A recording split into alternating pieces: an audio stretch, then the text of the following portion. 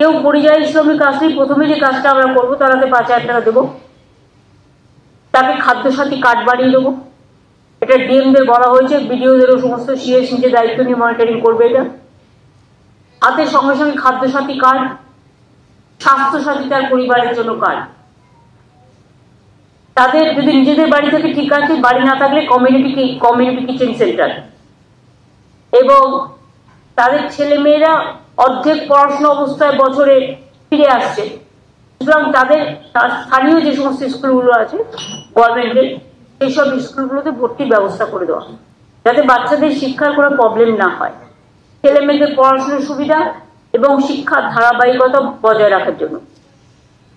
এছাড়াও তারা অন্যান্য সরকারি প্রকল্প, যেমন কন্যাশ্রী আছে, শিক্ষাশ্রী আছে, ঐক্যশ্রী আছে, মেধাশ্রীর মতো নানান স্কলারশিপের সুযোগ সুবিধাও পাবে। এই প্রকল্পের সুবিধা কারা পাবেন?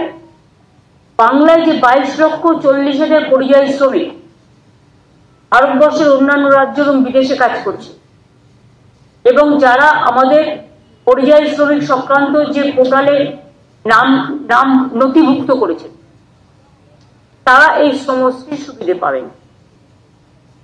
কিন্তু অনেকে আছে যারা হয়তো নাম নথিভুক্ত করেনি, তারা নথিভুক্ত করতে পারে। এটা অনলি বাংলার পরিযায়ী শ্রমিক যারা বাইরে আছে বা অন্যান্য রাজ্য থেকে কর্মসংস্থান হারিয়ে ফিরে আসছে, তাদের জন্য, তাদের নিজে পায়ে দাঁড়ানোর জন্য। এটা অন্যান্যরা যারা আছে তারা কিন্তু নয়, কারণ তারা তো কাজ করছে অলরেডি।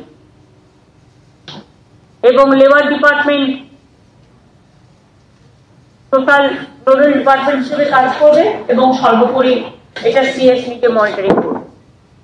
কিছুদিনের মধ্যেই যারা ফিরে এসছে, যাদের আমরা যোগাযোগ করে পরেকে বাংলাদেশে নিয়ে চলে গেছে, সেখান থেকে কোর্টে কেস করে, বা অন্ধ্রপ্রদেশে বা ছত্তিশগড়ে বা হরিয়ানাতে বা দিল্লিতে বা রাজস্থানে বিভিন্ন জায়গায় অত্যাচারিত হয়েছে, তাদের কোর্টে কেস করে অনেকটা আমরা ছাড়িয়ে এনেছি। এর মধ্যে আমাদের প্রায় 2,730টা পরিবার আছে। এটাকে যদি আপনি 4-5 জন করেও এক একটা পরিবারের সংখ্যা অনুযায়ী যোগ করেন, তাহলে মোট 10,000-এর বেশি লোক কিন্তু আমরা নিয়ে এসেছি অলরেডি। বাদ বাকি তো অনেকে নিজে আসছে, নিজেরাও এই পোর্টালে অ্যাপ্লাই করতে পারেন। এই পোর্টাল অনুযায়ী তারা প্রথমে এসে নথিভুক্ত করবে। তাহলে আমি বলবো শ্রমশ্রীর নামে একটা পোর্টাল করে দেবে। হ্যাঁ, শ্রমশ্রীর নামে একটা পোর্টাল করলে তাকে একটা আই কার্ডও দিয়ে দেবে। আই কার্ডের মেম্বার হিসেবে সে এই সুযোগ সুবিধাগুলো পাবে।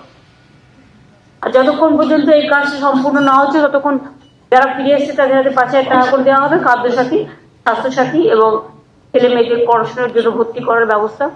তারা যেন ইমিডিয়েট যোগাযোগ করে। আমাদের পরিযায়ী শ্রমিক ওয়েলফেয়ার বোর্ডও আছে, সেখানেও অ্যাপ্লাই করতে পারে তারা। আমাদের যে পোর্টাল আছে পরিযায়ী শ্রমিক, সেখানেও অ্যাপ্লাই করতে পারে।